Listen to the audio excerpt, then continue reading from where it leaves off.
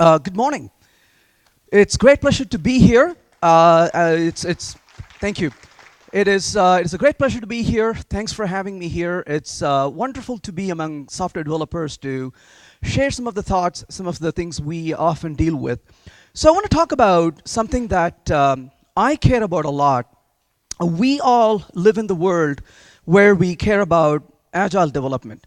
When I go to clients, they often tell me we're agile. And I first tell them, I'm so glad we can get that out of the way. Now let's talk about what you actually do. And I don't care about agile development, I care about success. And if we're not succeeding, it doesn't really matter what we call it. And to me, sustainability is one of the most critical things. If we cannot sustain the pace in which we develop software, it doesn't matter what we call it. So how can we really get to the place where we can sustain our speed of development? That's what I want to focus on today. Well, we live in this world where things change very rapidly around us. It's nothing we can do about it other than trying to really catch up. I recently asked the question, what are the latest buzzwords? And I just was curious, what are people talking about these days? And I quickly started putting together, it didn't take much time at all to fill this, and I come across terms like microservices. Everyone wants to do it today, right? And then I came across big data. And then people talk about cloud. Everything has to be on the cloud today. Then we talk about Docker. Or is it something else today that we call it? And then, of course, we talk about functional programming. And then we talk about Angular 2. Oh, no, sorry, it's Angular 4. Or is it something different already? We keep changing this quite often. And then we talk about IoT. And then we talk about AI. And then we talk about algorithm. I know that algorithm is mainstream when TV programs use the word algorithm in a show. That's when you know that this is something very common today. And then somebody told me that don't forget machine learning. And by the time I said that's correct, and they said, no, it's no longer machine learning. I believe it's advanced machine learning. I don't know what that is, but that's what everybody's excited about. So this is the world we live in where the buzz drives us all the time. But if I want to ask, what does this really mean for us?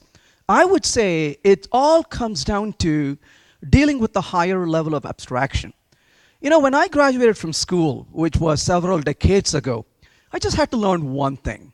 And then you're done, and you're like, wow, I know this stuff. Now I look at kids graduating, and you look at the pile of things they have to learn. It's just unbelievable, the amount of complexity we have built on top of it. And clearly, we cannot be dealing with this kind of complexity to be productive. So one of the key things is for us to become really comfortable with levels of abstraction. Abstraction rules the world. So, but as we gain through these abstraction, what are some of the consequences? Well, we are at the time right now of a major shift in our industry. I've been programming for a good 30 plus years now. And in the 30 years I've been programming, I can point in time when I was the most frustrated. I can point in time when I know when I wake up in the morning and I feel like there's a cloud on top of my head and I don't have a clue what I'm doing. I don't understand. And then maybe a few months goes by, several months goes by, and then suddenly one morning I'm like, wow, that makes sense. Why was this so hard to understand? And those periods are called the periods of paradigm shift.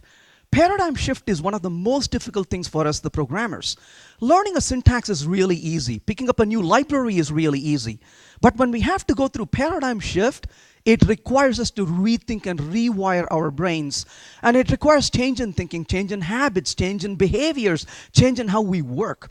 And I've come across maybe 3, if not 4, paradigm shifts in my life.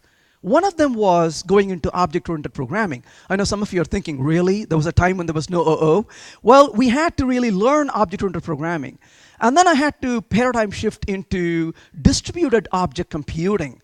These were the dark days of COM and CORBA. I would never wish that on my children, for them to have to really go through those things. If I mention COM and CORBA, everything messes up, as you can see. And then, of course, I had to go through learn functional programming. And that took a lot of time and effort. I had developed decades working in things like imperative style of programming and then object-oriented programming. And learning about functional programming and adapting to it was really hard.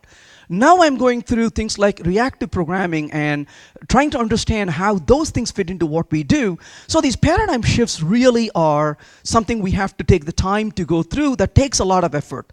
And I mentioned about the paradigm shifts of the 90s and years past, but we are definitely in a direction now where we are moving into something phenomenally different. And what is that? I'm going to say we are moving from imperative to declarative style of living. I'm not saying declarative style of programming. I'm saying declarative style of living. Because it's not just in programming that we are becoming declarative. We are becoming declarative in almost everything we do. And I think there's a talk today or tomorrow on declarative. And I think these are mindset we need to really start beginning to embrace. So what does it mean to be declarative? And wait a minute, did you just say declarative so many times and not functional? Because everyone keeps talking about functional style of programming, why not focus on functional? Well, the reason for this is we are dealing with imperatives about what to do, but we also focus on how to do it. So a lot of things we do is really the details we have to focus on. How do we really get this working? In the declarative style of programming, we instead focus on what to do and leave the details to underlying libraries. We don't have to worry about the details of how to get this done. And the libraries take care of the details so we can focus on the big picture and focus on what we want to accomplish. It turns out the functional style of programming is a form of declarative style. Not all declarative style is functional, but all functional style is declarative. And so when we move into functional style of programming, automatically we are embracing the declarative style of programming as well. So that is one of the reasons why declarativeness is more important than focus on functional style.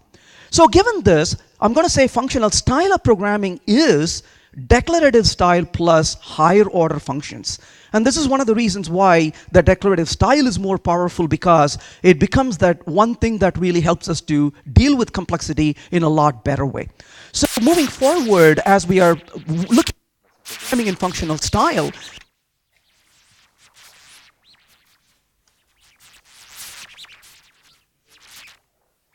given this, let's talk about imperative versus declarative style of programming just a little bit. Well, in the imperative style, we tell what to do, but we also focus on how to do it. Let's take a look at an example of how we can make things really complex, unfortunately. And I'm going to say imperative style focuses on more complexity, unfortunately, than we need to deal with. So here's a little example. I got a list of names. And what I want to do is to print, comma separated, in uppercase, the names that are of length 4. The problem is a simple problem. It's not rocket science. But the problem with the solution could become really complex, and we have to be very careful with it. So let's talk about how we can deal with this. Well, let's look at imperative style of solution for it. What would you do? You would start with maybe for. You would start with maybe a variable I that's going to be set to 0, and I can say I is less than, and in this case, of course, names dot length. And then once we get the length of this, what are we going to do? Well, the next step, of course, is to start finding if the names of I dot length itself is equal to 4. And if it is, of course, we can print it out right here. And then once we print it, we can say here is names of I, but I want it in uppercase, so to uppercase, and I can print it. But we know that we want this to be on a single line, not on multiple lines. We want it comma separated. Well, I could even say process dot standard output dot write over here. And then once I do, it'll be on a single line. But how do I get rid of that comma that I'm going to put in the end? And I'm sure everybody has gone through that at one point, right? And when you print it, there's a stupid comma in the end. And you're spending your time thinking, how do I get rid of it? After about 30 minutes, you're saying, this is not happening to me. This has got to be much simpler than this. That is an example of accidental complexity. And just try this in an interview. Give this to somebody and say, solve it, and see them watch struggle in front of you, right? And it's such a simple problem, but the solution becomes really complex. That is imperative style. We complicate things by doing this. But it doesn't have to be this hard at all. We can do this in a much better way, which is we can do in the declarative style of programming. And of course, functional is declarative, like I mentioned.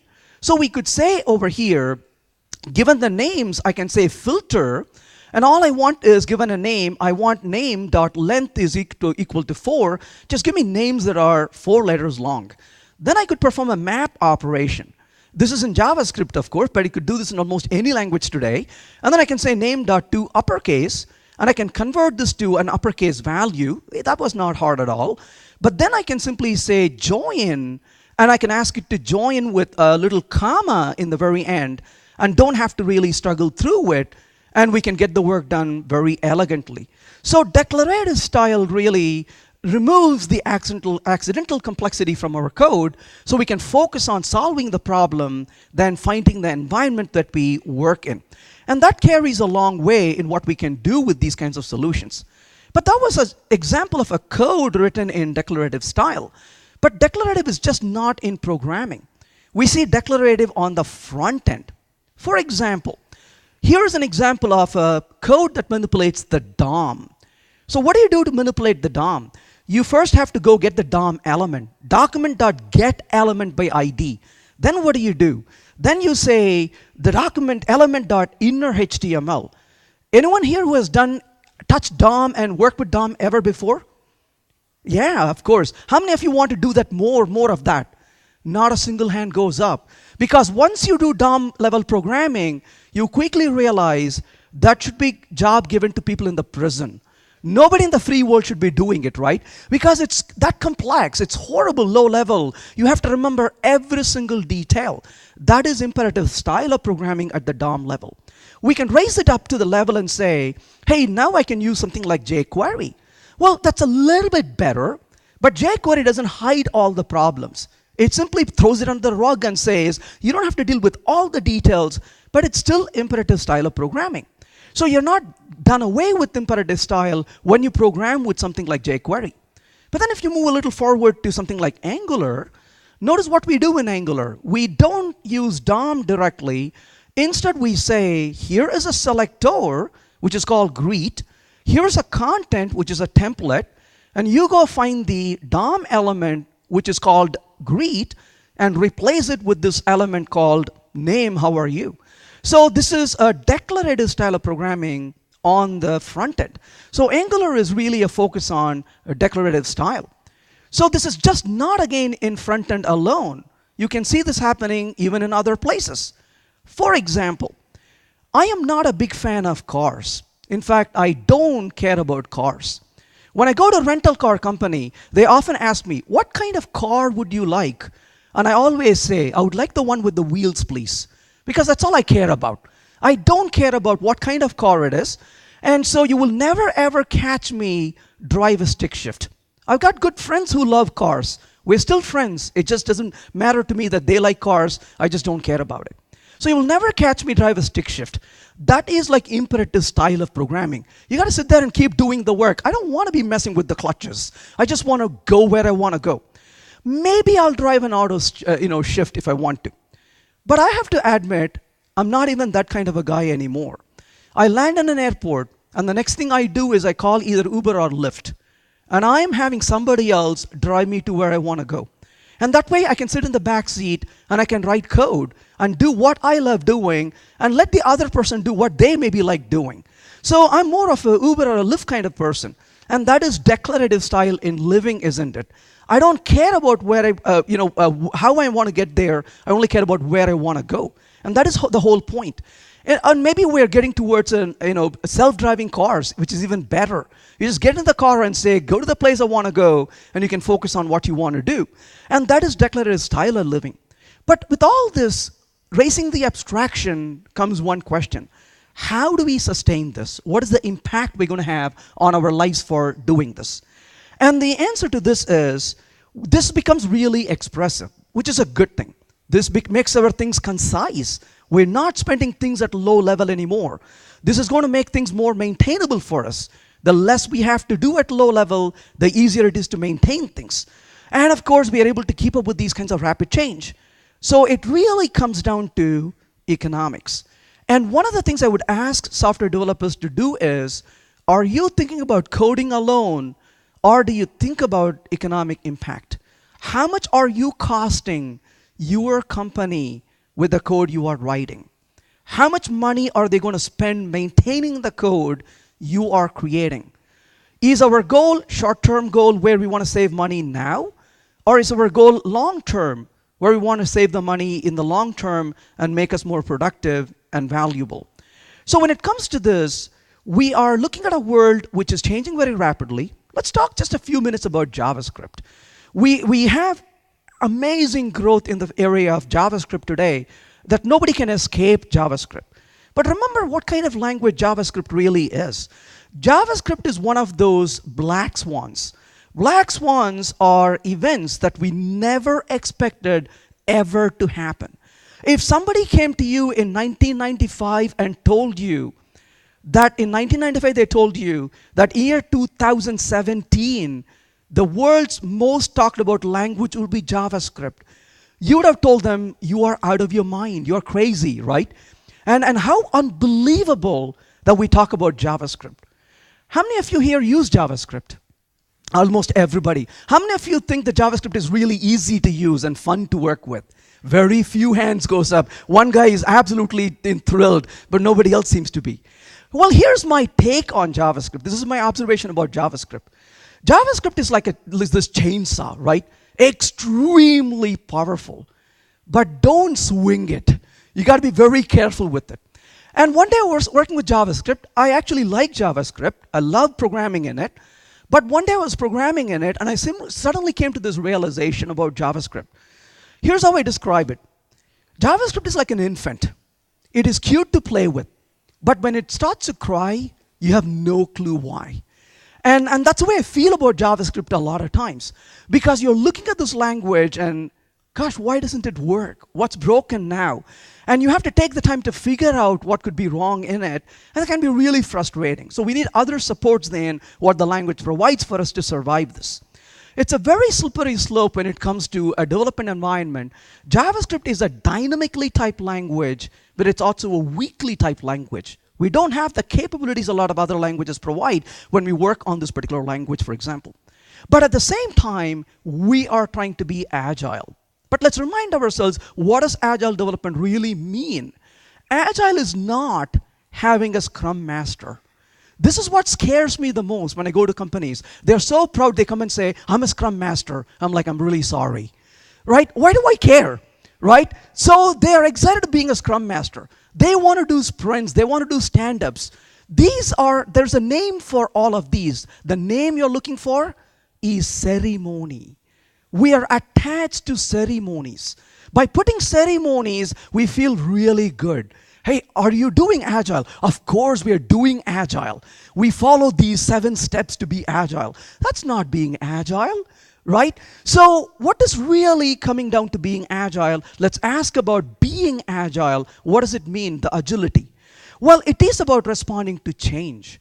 It is about adapting. It's about adaptive planning and adaptive development.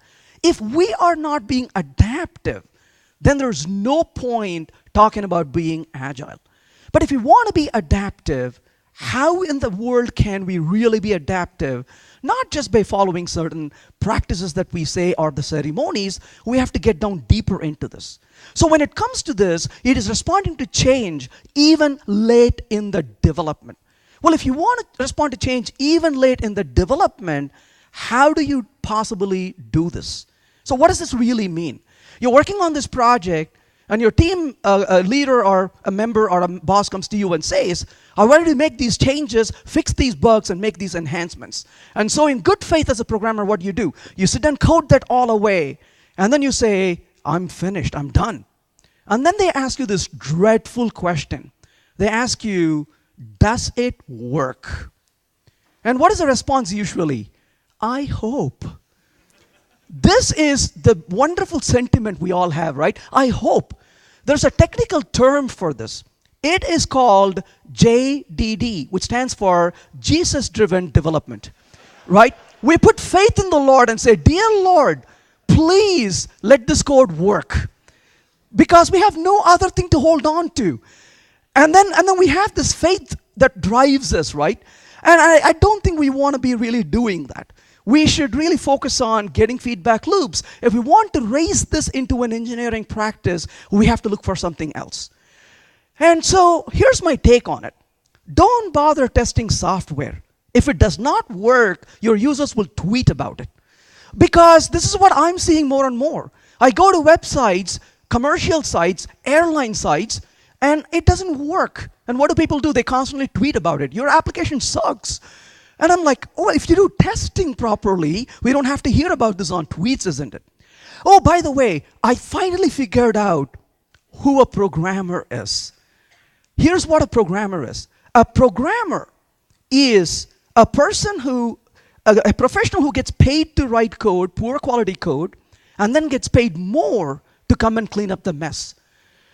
This is the best job on earth because you get paid twice or thrice or even more to do the same damn job.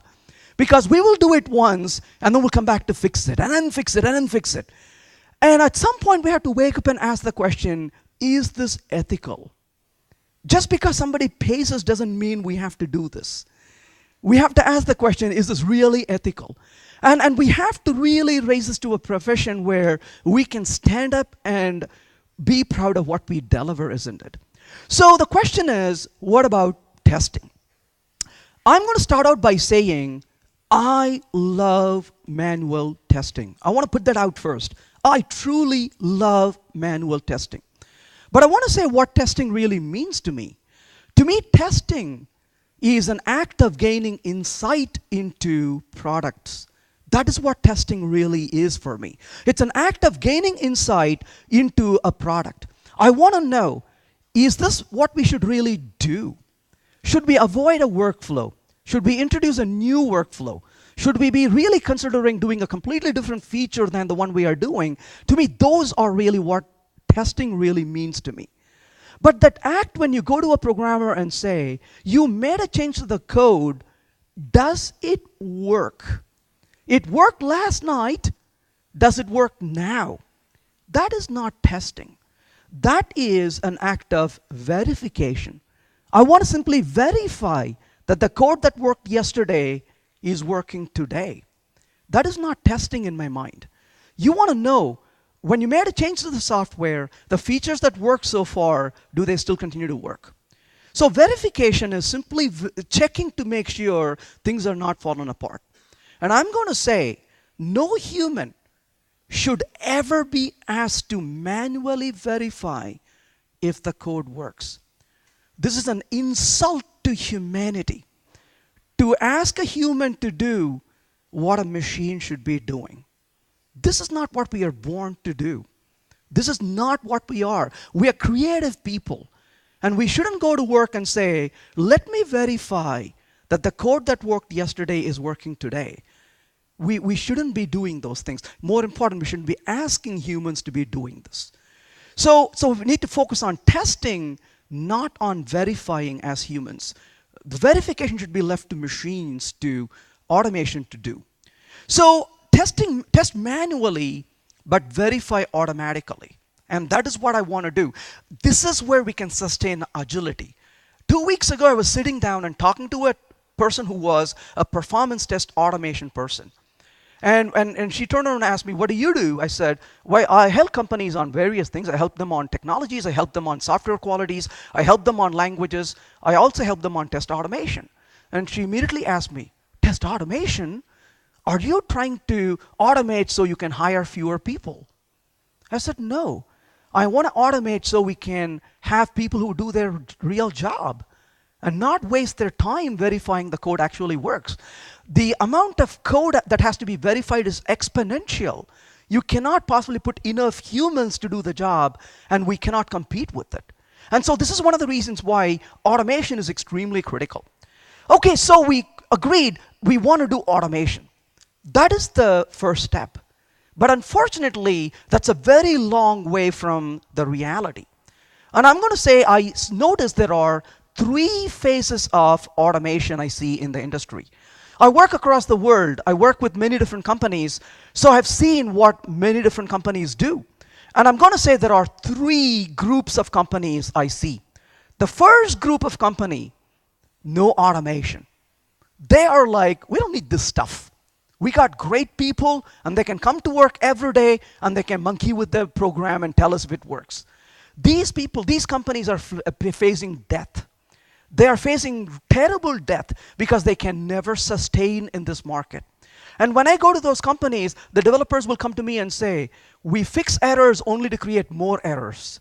We cannot keep up with it at all. This is not where we want to do, where we want to be. The second group of companies are saying yes to automation. They're like, whoa, we got to automate. We're going to do automation.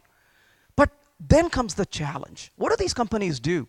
They go out and hire people, some really beautiful titles. They are called automation engineers.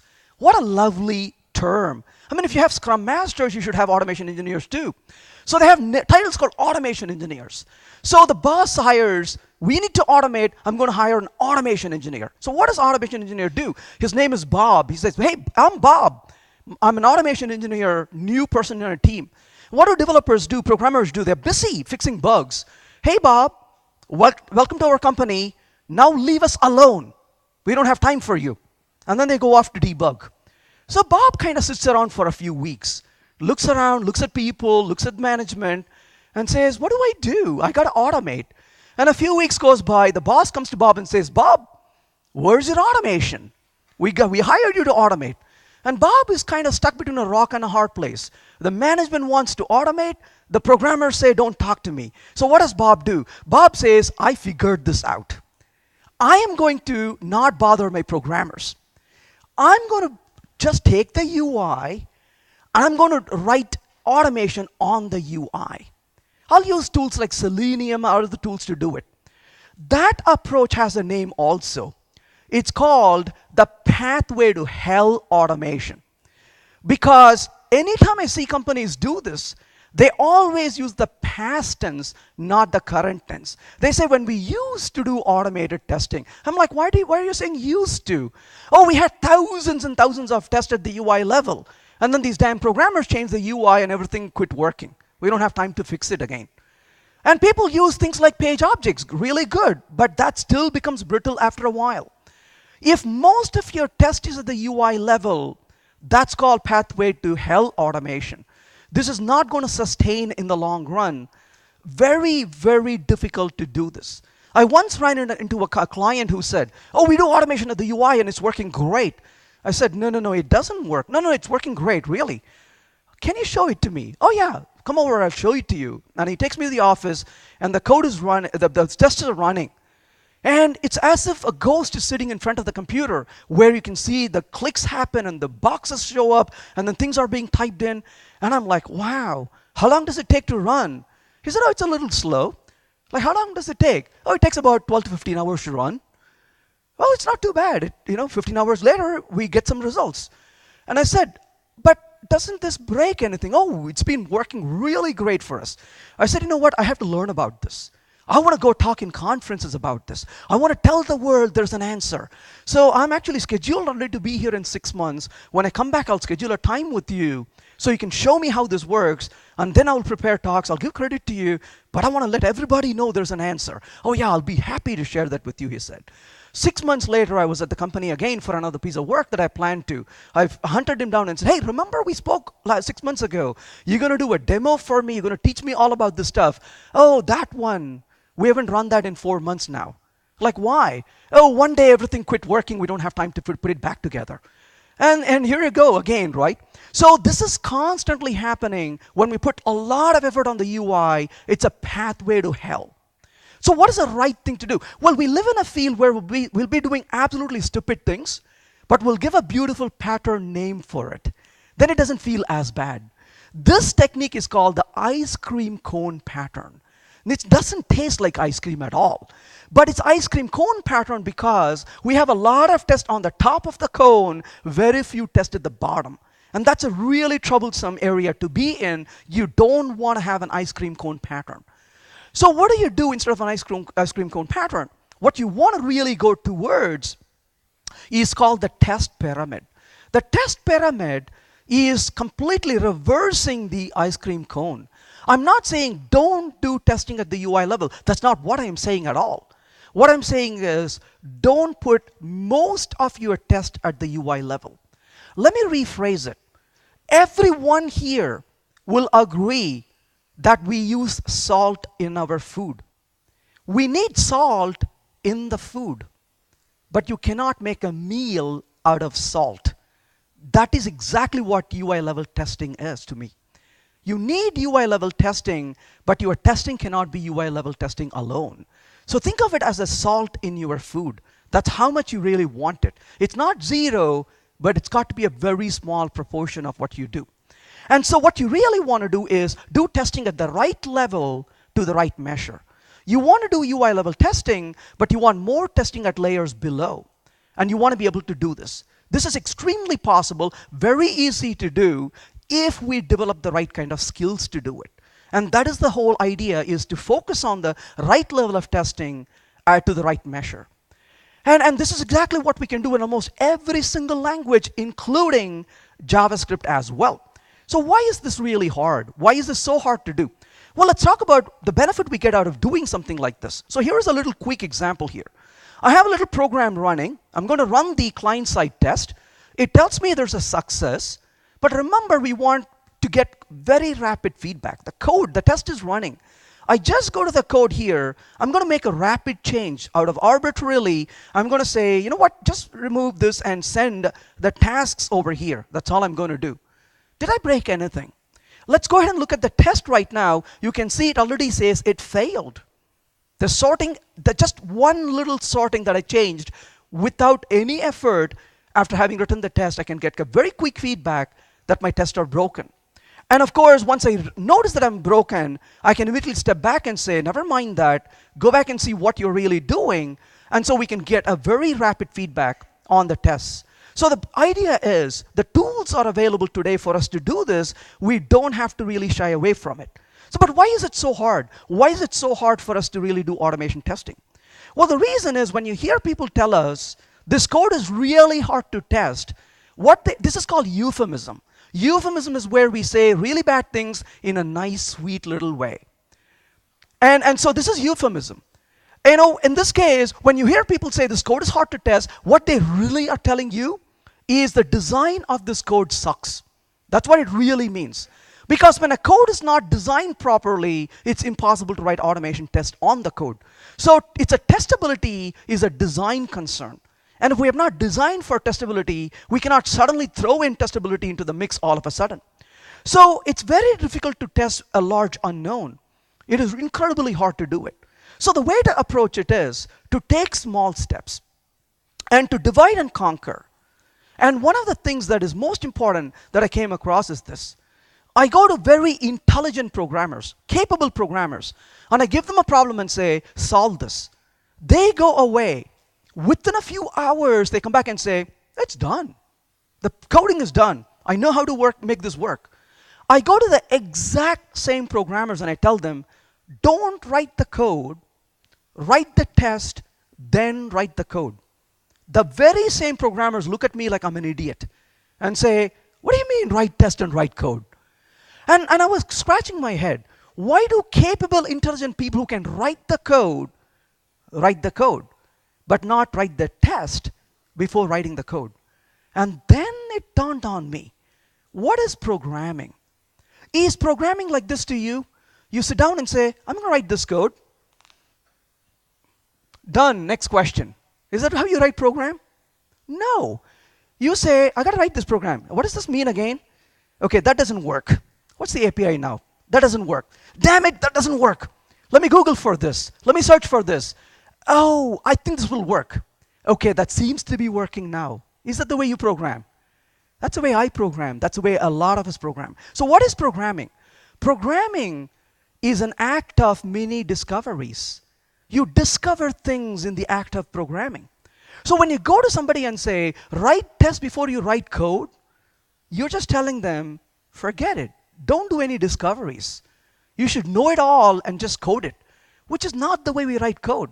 So what is really missing in the act of writing automated test is the last piece here, which is spike to learn. If we are struggling with a piece of code, don't write test on it. Leave the project alone. Move away to a scratch area.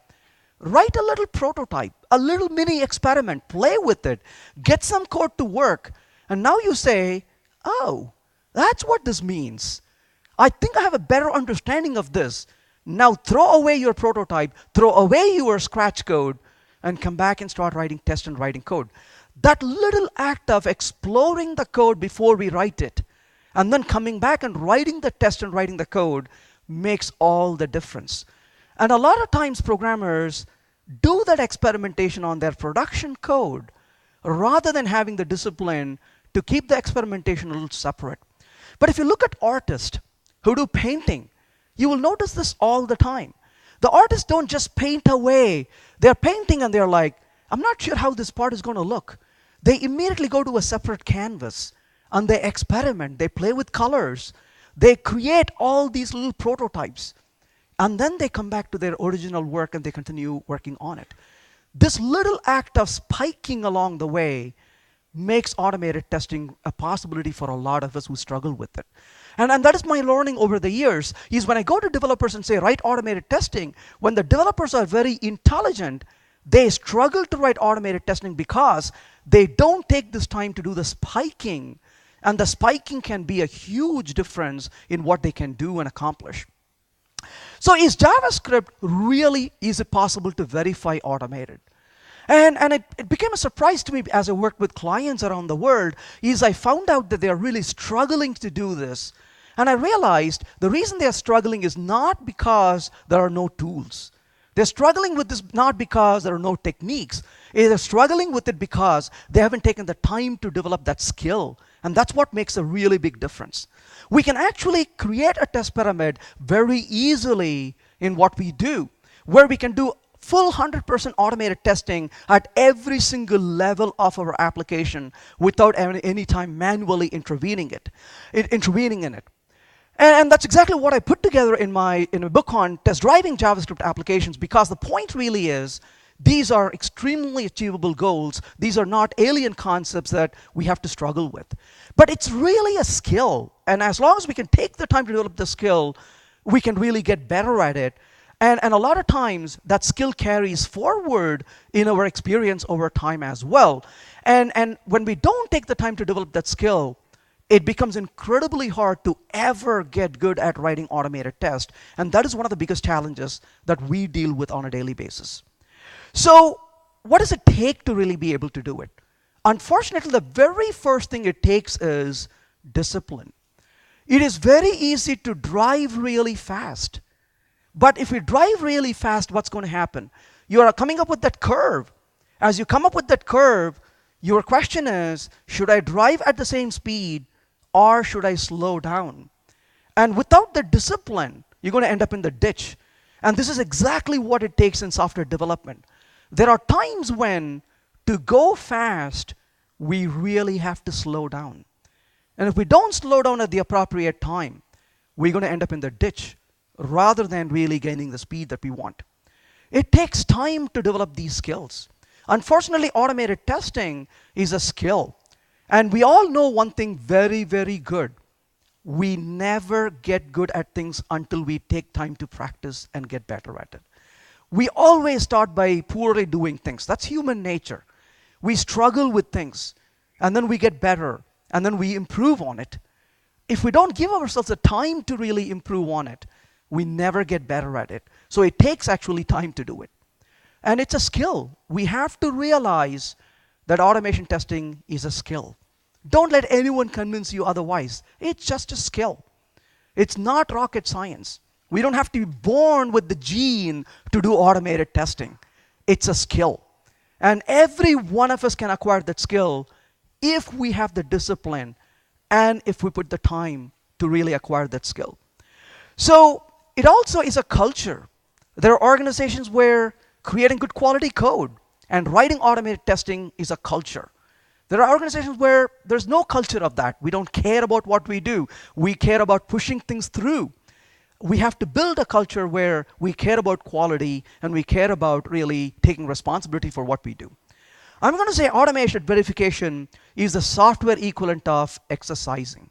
If I ask a room full of people, how many of you think exercising is a good idea, almost everyone will raise their hand. But if I ask you how many people actually exercise, very few people's hand will stay up. This is one of the things we all believe that other people should do, not ourselves, right? We always have reasons. Oh, this morning I had bugs to fix. I have articles to write. I got a paper to prepare. I have a talk to prepare. We have all these excuses. But all these excuses amount to one small thing. We know keeping a good health is a lifelong activity. That bug is what we are dealing with at the moment. The bug is short term. Our health is long term. We are wired to worry about the short term, completely ignoring the long term. And that's what we do for almost everything we do, until we have the realization and say, no, I'm going to focus on the long term and get by the short term to get to that place. And so the quality of life, as much as quality of code, is a long-term perspective, not a short term. And if we just focus on the short term, we end up really losing on the long term, and that becomes really a problem for most of what we do. Well, I'm going to conclude by saying that today the year is not 2017. The year is 1820. Let's talk about 1820. 1820 is when the medical industry had very high death rate after surgery. If a friend of you calls you and says, I'm going to have a baby, should I have the baby in the bathtub or go to the hospital? You would tell your friend, bathtub, not hospital, because we want you to live after this. People died after surgery. Within 2 weeks, they were dead. And nobody knew why, until they figured out germ theory. And a guy named Semmelweis really found this idea about germ theory, and unfortunately, he didn't really survive after that. People didn't like him talking about stuff that worked for them. And he said, docs, you guys are killing the patient. You are walking around with blood on your coat. You are killing the patients. And they said, you're mad, and they killed him very young, actually. And decades later, Lister and Pasteur came along and they said, oh, wait, this guy was right. There's germs are killing people. Our medical procedure is so flawed. And they started introducing practices to eliminate germs, or at least minimize it as much as they can. The entire sterilization process started in the late 1800s. And before that time, there was a huge amount of death rate. Software industry now is in 1820. We have bugs and softwares and flaws, and we're not doing anything about it. We, the programmer who create the software, are really killing it. And we should really think about this and say, what can we do to improve what we do? And what are those sterilization things that we can build in our industry so that we can come out of the 1800s into a modern age? The medical industry today is very different from what it was 150 years ago. And I'm hoping the software industry will be very different in the future than it is today. And I hope it doesn't have to be another 150 years for us to do that. I think we can do that a lot better, a lot sooner. We're practicing a beautiful craft. Programming is simply the most amazing thing I've done in my life. It is absolutely phenomenal how you can conceive these ideas in your brain and then code it away and then see it execute in front of you. It is an amazing craft. Let's work really hard to make that a wonderful profession. Hope that was useful. Thank you.